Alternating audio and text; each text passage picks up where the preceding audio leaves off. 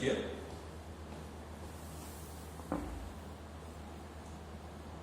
First, economies of scale. See, the advantage of large scale production that results in lower unit cost or average cost. There are two types of economies of scales are there.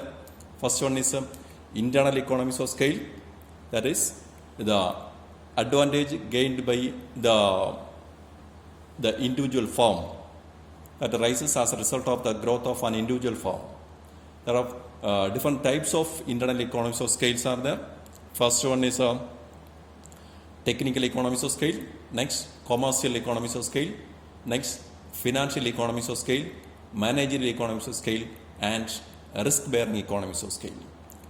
And each one we are going to explain in detail. First one, internal technical economies of scale. The technical economies of scale can be achieved by the specialization. Large organizations employ specialized labors.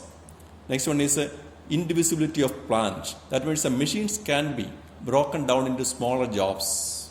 These are the internal technical economies of scale can be applied. Next, buying economies or commercial economies. Large firms can negotiate favorable price as a result of buying in bulk. That is one of the advantage of large scale production.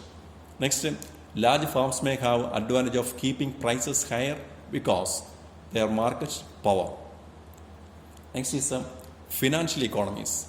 Large firms able to negotiate cheaper finance deals with the financial institutions, and large firms are able to be more flexible about finance. Okay. Next one is managerial economies. Use of specialists like specialist accountants, marketing experts, lawyers, production area, human resources. Those things the management can make use of that one. That's called the managerial economies of scale. Next one is risk bearing.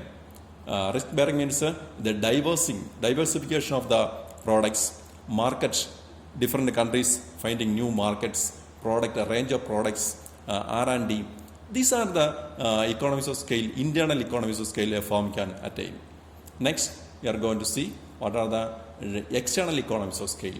The advantage of firms can gain as a result. The advantages firms can gain as a result of growth of the industry, normally associated with the particular area like supply of skilled laborers, reputation, local knowledge and skills, infrastructure, training facilities. These are the internal economies of scale the firms can attain. Okay, thank you. So this we can help with of a diagram. This is a y-axis is unit cost, x-axis is output, and the single firm, one firm's scale A. And here you can see two economies of scale B also there, and together how the firms can attain the economies of scale shown the LRAC, large scale average cost. That is producing in large scale. Scale A is a small scale production, scale B is a small scale production, and if it is a big large scale production, how it can be achieved? Always the average cost will be decreasing. That is called the LRAC, yellow line there. This is LRAC, scale A, scale B.